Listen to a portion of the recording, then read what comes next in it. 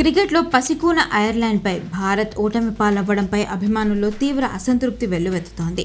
Batting, bowling విభాగాల్లో team India విఫలమవ్వడం, captain, head కోచ్ల వైఫల్యంగా అభిమానులు comments చేస్తున్నారు.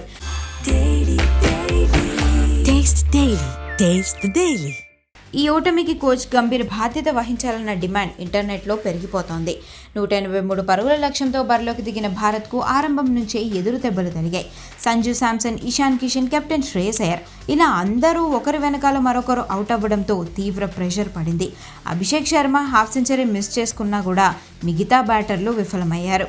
దాంతో టీమిండియా మ్యాచ్ ఓడిపోయింది. ఈ మ్యాచ్ తర్వాత సోషల్ మీడియాలో అభిమానులు ఆగ్రహం వ్యక్తం చేస్తున్నారు.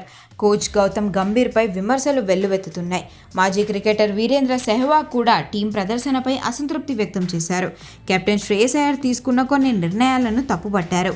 సెట్ అయిన బ్యాటర్లకు ఎదురుగా 15వ ఓవర్లో వాషింగ్టన్ సుందర్కు బాల్ ఇవ్వడం సరైన నిర్ణయం కాదని అంటున్నారు. ఇప్పుడు అందరి దృష్టి రెండో టీ20 పైన పడింది. ఈ మ్యాచ్లో గెలిచి టీమిండియా సిరీస్ను సమం చేస్తుందా లేక ఐర్లాండ్ మరో సంచలనం సృష్టిస్తుందా అనేది ఆసక్తికరంగా మారింది.